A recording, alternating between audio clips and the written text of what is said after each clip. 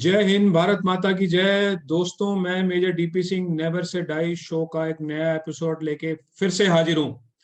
हम सब सारी उम्र मेहनत करते हैं ताकि रिटायर होने के बाद आराम से लग्जरी और कंफर्ट में एक बड़े से शहर में बड़े से बंगले के बीच अपने परिवार के साथ बिता सकें वक्त। लेकिन कुछ लोग इतने करेजेस होते हैं कि हायर पर्पस के लिए वो अपनी लग्जरीज और कंफर्ट को छोड़ने के लिए तैयार रहते हैं। ऐसी ही एक पर्सनैलिटी है कर्नल शरण। छोटे से गांव बिदर के पास उन्होंने जन्म लिया और याद रखा सारी उम्र कि कैसे मेहनत करके उनको लंबा रास्ता तय करना पड़ता था अपनी स्कूलिंग कंप्लीट करने के लिए। उसके बावजूद, एक अच्छे स्टूडेंट होने के बावजूद, सेना में वो जवान के तौर पे भर्ती हुए और कर्नल के रैंक से रिटायर हुए। और रिटायर होने के बाद अपना पर्पस ध्यान में रखते हुए सब कुछ छोड़ के उसी जगह पे वापस पहुंच गए, एक स्कूल तैयार करने के लिए, ताकि बाकी जो बच्चे वहां पे हैं उनको अपनी जिंदगी में वो तकलीफ ना उठानी पड़े। क्या ये आसान था? नहीं। आइए कर्नल शरण से बात करते हैं कि कैसे उन्होंने चैलेंजेस को मुमकिन करके दिखाया अपने पर्पस के लिए। जय हिंद sir, welcome to the show. जय हिंद DP, thank you very much. Sir, मेरा पहला सवाल है that why did you enrol yourself as a सिपाही इन द आर्मी, और उसका आपके ऊपर जो पोस्ट रिटायरमेंट के बाद आपकी जो लाइफ है उसका उसके ऊपर क्या असर पड़ा? डीपी, जैसे आपने बताया, मैं एक छोटा सा गांव में पैदा हुआ था, वहीं पला। 4 क्लास तक तो गांव में स्कूल था। उसके बाद में 5, 6, 7 नेबरिंग गांव में जाना पड़ा। हमारे टाइम में मैं डिस्ट्रिक्ट में फर्स्ट आया था, लेकिन हमको कुछ पता नहीं था। जब 10th पास किया तो उस वक्त हमको एनडीए के बारे में या सीडीएस के बारे में कुछ पता नहीं था। फौज के बारे में इतना पता था कि भाई एक फौज की वर्दी बहुत अच्छी है, अट्रैक्टिव है। दूसरा, हम देखते थे कि एडवेंचरस लाइफ है। हम चाहते थे कि जल्दी से जल्दी अपने पैरों पर खड़े हो जाए और देश की सेवा में लग जाए। And sir, later in the army, you rose to the rank of colonel and retired after giving 37 years to the armed forces to the nation. तो फिर ये क्या हुआ कि सारी लग्जरीज को छोड़ के you decided to go back to your roots? Why? DP, मुझे लगता था कि मेरे जैसे कई नौजवान होंगे, पढ़ाई में भी अच्छे होंगे, रूरल एरिया के होंगे, जिनके पास ये सारी सहूलतें शायद नहीं हैं, उनका अवेयरनेस लेवल भी अच्छा नहीं है। मैंने सोचा कि आज मैंने मेहनत करके अफसर बना, तो मुझे हमेशा लगता था कि भाई मैं वापस जाऊं अपने गांव और लोगों में अवेयरनेस लाऊं। तो पोस्ट रिटायरमेंट के बाद जब मुझे मौका मिला, मैंने वापस गांव आया। और जैसे वो मजरूह सुल्तानपुरी की जो शायरी है, मैं अकेला ही चला था जानिबे मंजिल, मगर लोग साथ आते गए और कारवां बनता गया।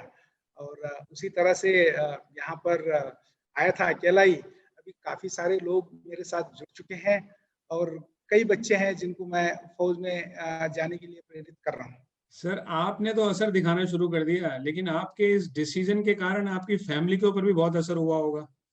तो how did your family take your decision? They were not in favor of my coming back to Bidar, लेकिन मैंने कहा अभी मैं जाऊंगा तो बीदर ही जाऊंगा और मेरे से जो भी मुमकिन है मैं करने की कोशिश करूंगा। और बस स्कूल खोलने का जो जुनून था उसकी वजह से मैंने किया। फिर मेरे बच्चे मेरी बीवी को समझाए, उन्होंने कहा पापा जो करना चाहते हैं तो उनको करने दें, तो पैसे ही आखिर सब कुछ नहीं है।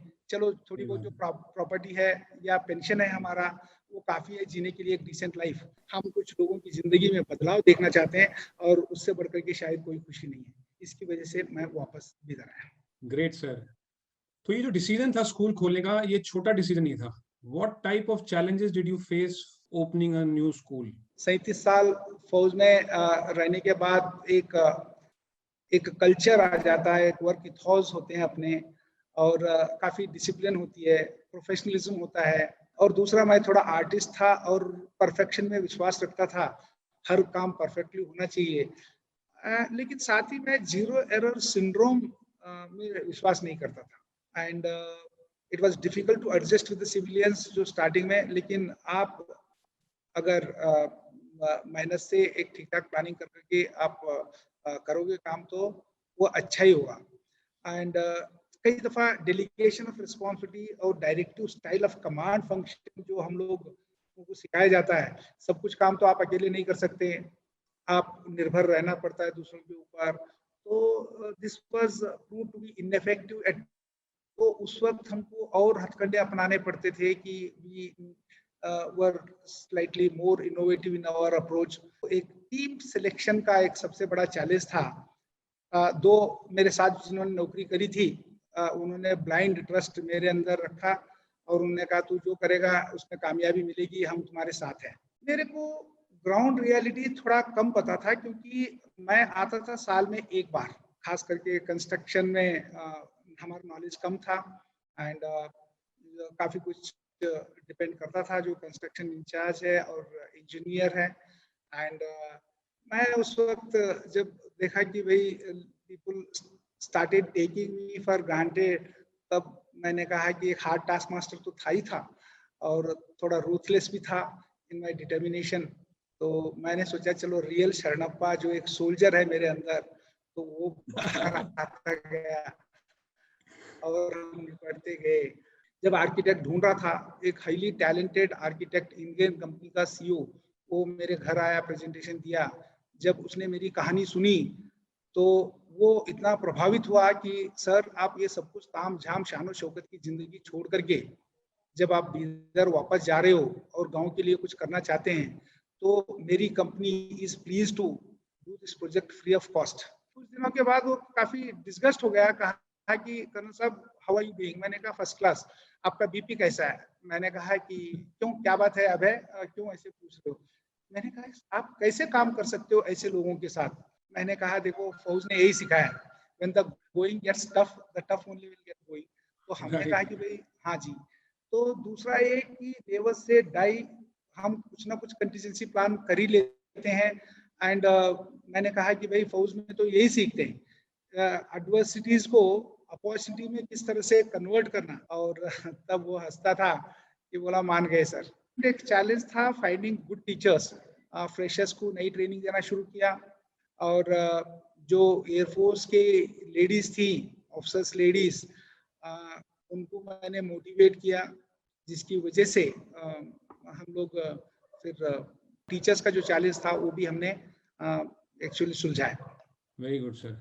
लेकिन सर इस पूरे प्रोसेस में जैसे कि अभय जी ने भी आपको बोला कि आपको कभी तो अफसोस हुआ होगा कि यार ये क्या पंगा ले लिया मैंने, यार यहाँ तो ग्राउंड रियलिटीज और मेरी एक्सपेक्टेशन के हिसाब से बहुत मिसमैच है, तो ये नहीं होने वाला, ऐसा कभी तो लगा होगा आपको? एक्सपेक्टेशंस काफी हाई थे और यहाँ पर जो मुझे देखने को मिला लैक ऑफ प्रोफेशनलिज्म था, डिसिप्लिन नाम की चीज नहीं थी, कैलिबर जो था लोगों का उतना अच्छा नहीं था मैं कहूँगा। क्योंकि बाप ने चाहा बेटा इंजीनियर बने, बेटा इंजीनियर बना। बाप ने चाहा बेटा डॉक्टर बनना चाहिए ताकि एक फैमिली का टीम पूरा हो जाएगा, तो बेटा डॉक्टर बना। लेकिन उसका एप्टीट्यूड को देखते हुए माँ बाप ने ये शायद कोशिश नहीं की कि बेटा ऐसा बनना चाहिए, तो वो नहीं था, जिसकी वजह से रिजेक्टेड हो जाते थे कई बार। लेकिन लाइफ स्किल्स इतनी थी कि हम लोग चलो भाई हम सिचुएशन को हैंडल करते थे, मिसमैच होते हुए भी हम देखते थे कि किसी तरह से हम डील करें और हम लोग उसमें कामयाबी हासिल करने की कोशिश करते थे। ऐसा क्या स्पेशल है आपके स्कूल में what is not available in other schools? 70% of the children are from rural area. Great. हम फोकस कर रहे हैं उनके ओवरऑल डेवलपमेंट के ऊपर, पर्सनालिटी डेवलपमेंट और लाइफ स्किल्स के ऊपर हम काफी तवज्जो देते हैं। Swimming is a mandatory survival skill.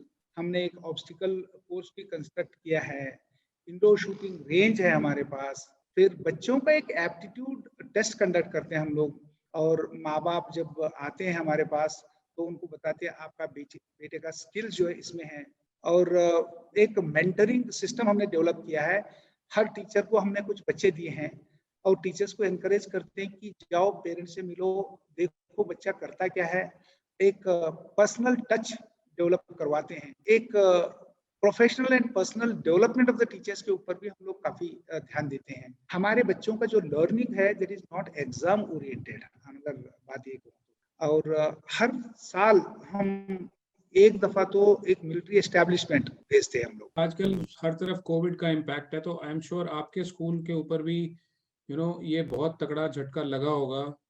तो how did you handle that new normal जिसको हम बोल रहे हैं? private educational institutes are the worst hit during this COVID, क्योंकि प्राइवेट स्कूल्स सब कुछ जो फीस आता है उसी पर डिपेंड करता है, तो उसकी वजह से हमारा school was badly hit and it was a trying time for us. फौजी हैं वो एटीट्यूड नेवर से डाई, जैसे आपका शो भी है, और ये गिव अप वाली एटीट्यूड नहीं थी। और वो कहते हैं ना कि आखिरी गोली आखिरी दुश्मन, तो भाई फौजी एक वो भी इन्फेंट्री सोल्जर होने के नाते, तो ऐसे सिचुएशन को हमने क्या कहते हैं कि ओवर पावर होने नहीं दिया, हमारे ऊपर हावी होने नहीं दिया। पेरेंट्स इंतजार कर रहे थे कि गवर्नमेंट की तरफ से कोई ऐसा ऑर्डर आएगा कि फीस माफ हो जाएगा। राइट। और लेकिन हमने पेरेंट्स से लगातार बातचीत करते रहे, फिर भी हमने किसी एम्प्लॉय को फायर नहीं किया। हम लोग जमीनी हालत से वाकफियत कराते रहते थे। हाँ, हमारे पास पैसे नहीं है, लेकिन वो भी समझते थे कि ये कोई बिजनेस स्कूल है हमारा नहीं है, या पैसे कमाने के लिए हमने स्कूल शुरू नहीं किया। ये जो नॉमिनल सैलरी हम लोग देते रहते थे उनको, ताकि उनका जीवन चलता रहे। जो फाइनेंशियल क्राइसिस है, तो वो एक बड़ा चैलेंज था हमारे लिए। जो EMI देना था बसेस का, या लोन लिया था हमने, वो चुकाना था, तो एक किसी तरह से हैंडल किए। अभी भी ये चैलेंजेस खत्म नहीं हुए, बट हम डट करके मुकाबला कर रहे हैं। डू यू थिंक कि आर्मी की ट्रेनिंग ने आपको ये अननोन अरीना में वेंचर करके चैलेंजेस को हैंडल करने का एक जज्बा दिया? शायद फौजी थे, मैदान जंग में थे, और नेवर गिव अप वाला एटीट्यूड जो था, तो वो काफी काम आया। और सिंसियरिटी और डेडिकेशन में जो है वो कूट कूट करके भरा हुआ था, जिसकी वजह से मैंने कहा कि जो भी काम करेंगे थोड़ा देर हो सकता है, लेकिन कामयाबी जरूर हमको मिलेगी, ये सोचते थे। और दूसरा डिसिप्लिन जो थे हम लोग, और जिसकी वजह से हम लोग उसकी वजह से भी डटे रहे। और जो मोटिवेशन था, जो टीम को मोटिवेट करके आगे लेकर जाने का जज्बा, तो वो भी हमारा काम आया। तो लीडरशिप क्वालिटीज हमारे आए एडवर्स सिचुएशन में। देखो भाई, आपने हार नहीं मानना, और कुछ नहीं है, ये थोड़े दिन की तो बात है, सब कुछ ठीक होगा, तो आप डरो मत। अच्छा sir, I want to ask what was the most touching moment, ये जो आपकी जर्नी है स्कूल एस्टैब्लिश करने की, इसमें अभी तक का? सबसे पहले तो मैं कहूँगा, मेरे दोनों बच्चे मेरे आने के खिलाफ में थे, लेकिन उन्होंने जब देखा इस काम को, जब US से विजिट किए उन्होंने, और वो इतना खुश हुए। ये बीदर डिस्ट्रिक्ट है, कहीं भी अगर जाते हैं तो पापा की इज्जत है, और लोग सोचते हैं कि पापा एक अच्छा काम कर रहे हैं, इस रीजन को ट्रांसफॉर्म करने के बारे में सोच रहे हैं, बच्चों की भलाई कर रहे हैं। कहते हैं कि पापा का जो डिसीजन है ये स्कूल खोलने का और लोगों की जिंदगी में बदलाव लाने का, सही मायने में वो साकार होता जा रहा है, और उसको देख करके वो काफी खुश थे।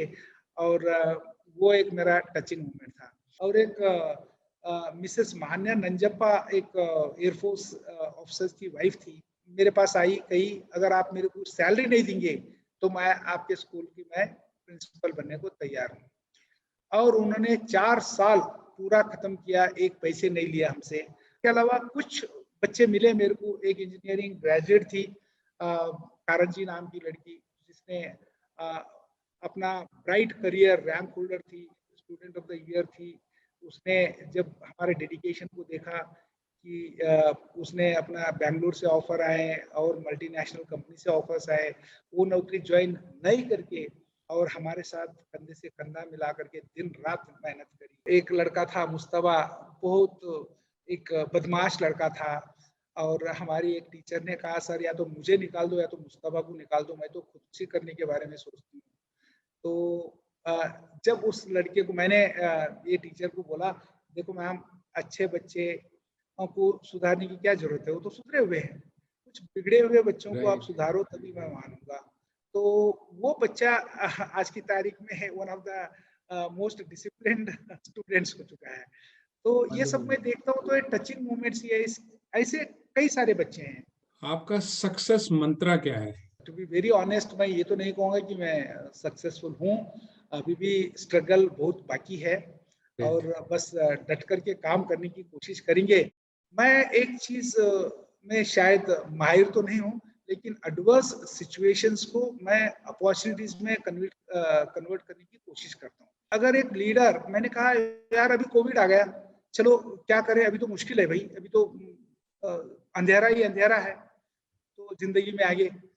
मैंने कहा यार कोविड है तो क्या हुआ, ठीक हो जाएगा ये सिचुएशन। तो लोगों को एक आशा का किरण देना हमारा फर्ज है। और शायद मैं वहां पर खास करके जब भी सब लोग घबराए हुए रहते हैं तो उस वक्त मैं कोशिश करता हूँ कि भाई घबराने की कोई जरूरत नहीं है, सब कुछ ठीक ठाक हो जाएगा, ये सब थोड़े दिन की बात है, आप डरो मत। Great talking to you sir. तो ये थे कर्नल शरण। डेडिकेशन जिसके पास है वो नेशन सर्विस में अपने आप को निछावर करके रखता है। There is no age, there is no limit, there is no hindrances, there are no obstacles. If you feel you are passionate to do service towards your country, you can do from anywhere, anytime. Till we meet next time, take care of yourself. God bless. Jai Hind.